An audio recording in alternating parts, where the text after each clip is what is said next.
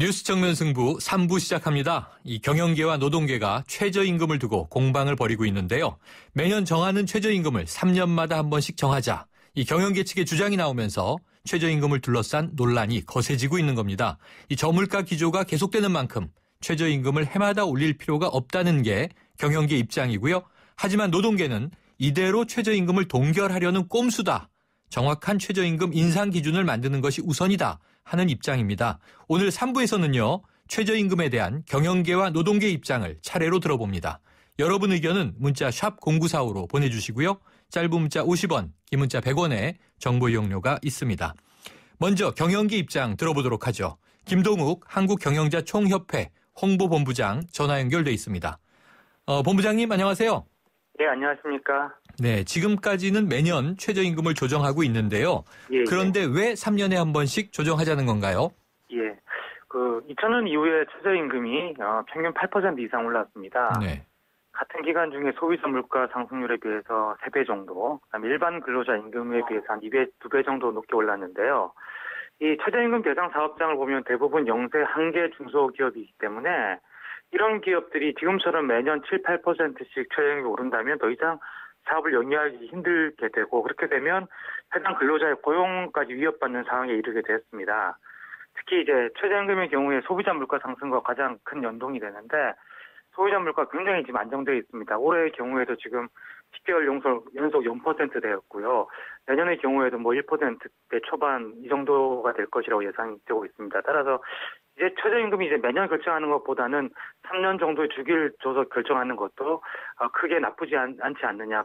그런 부분에 의해서 최저임금의 소프트 랜딩, 하향 안정화를 도모할 필요가 있다는 차원에서 이 문제를 제기하게 되었습니다. 네, 본부장님 그런데요. 이게 그러면 최저임금 협상이 없는 해는 그냥 조용히 넘어가겠지만 3년에 한 번 올리다 보면 미국의 경우처럼 불가피하게 한꺼번에 대폭 올라가는 경우가 생길 가능성은 없나요?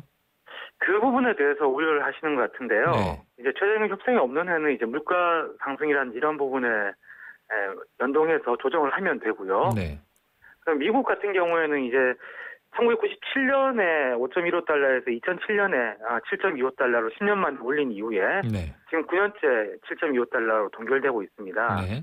그래서 10년에 한 번 조정하는 경우에는 미국 같은 경우에 이제 40% 정도 올랐었는데 우리는 3년에 한 번 하는 것이기 때문에요.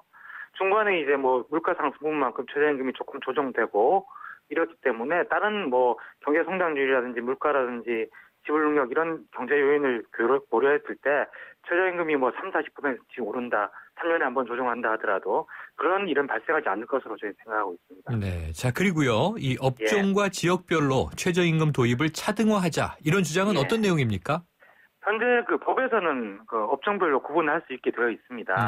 이게 업종 간의 지불 능력이라든지 근로조건 생산성 격차가 많이 나고 있기 때문에 이렇게 구분을 해야 된다는 것이 법에 보장이 되어 있는데, 실제로 이제 1988년 한 해를 제외하고 업종별로 이렇게 최저임금이 달리 정해진 적이 없습니다. 근데 이제 최근 들어서 보면 최저임금 미만율을 보면 최저임금을 못 받는 근로자 비율입니다.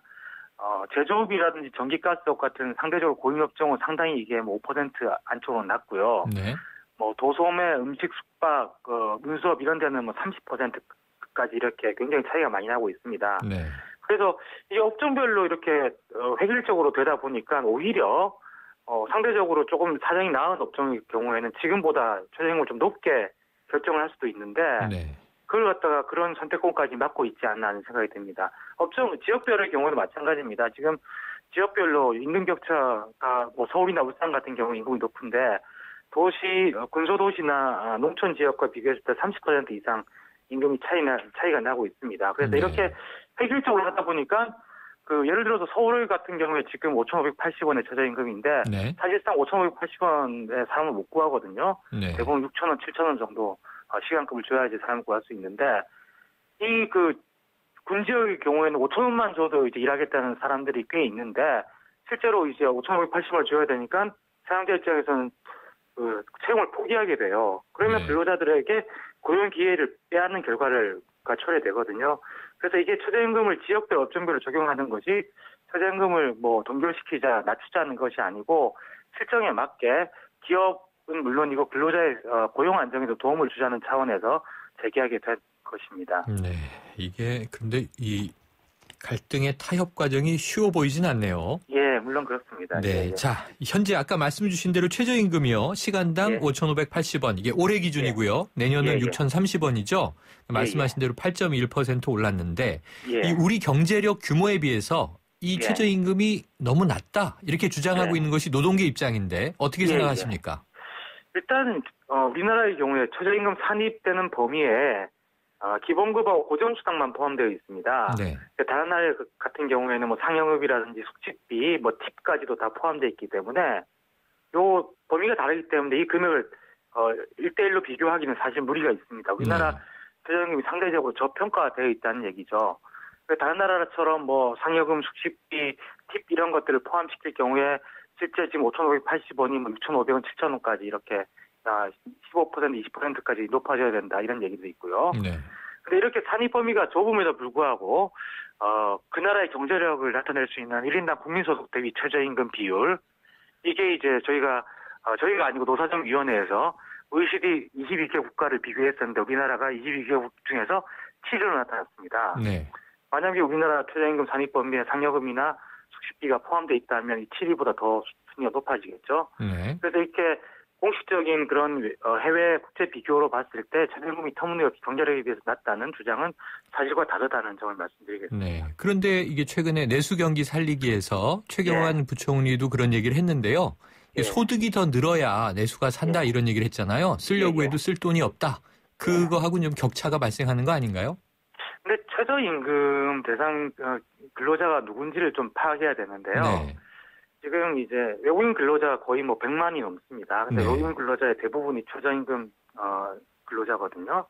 근데 이제 외국인 근로자들 경우에 임금이 높아지면 여기서 소비하는 것이 아니고 자국으로 송금을 하지 않습니까? 네. 그러니까 이 경우에는 소비 효과가 적고요. 그리고 대부분은 수출 기업이 우리나라 수출 비중이 굉장히 큰데 수출 기업의 그 최저임금을 높일 경우에는 수출 기업의 경쟁력이 떨어지기 때문에 오히려 경제에 악영향을 미칠 수 있다. 그래서 물론 그 뭐 내수 진영 효과 있긴 하겠지만 생각만큼 크지는 않다 하는 것이 저희들 생각입니다. 그렇군요. 자, 이 한 가지 중요한 문제인데요. 지금 현재는 이게 이 최저임금위원회가 노사가 함께 마주 앉지 않습니까?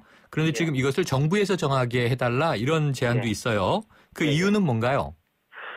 최저임금이 지금 이제 영향률이 내년 6,030원 기준으로 했을 때 18% 근로자가 최저임금 근로자가 됩니다. 340만, 우리나라 근로자는 340만 근로자가 해당되고요. 네.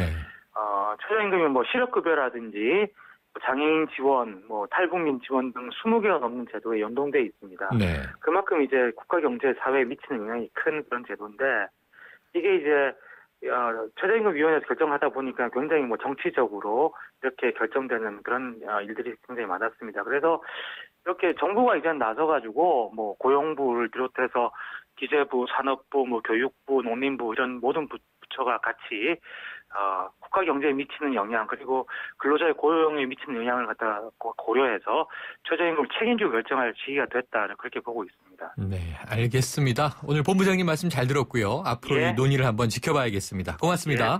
고맙습니다. 지금까지 김동욱 한국경영자총협회 홍보본부장이었습니다.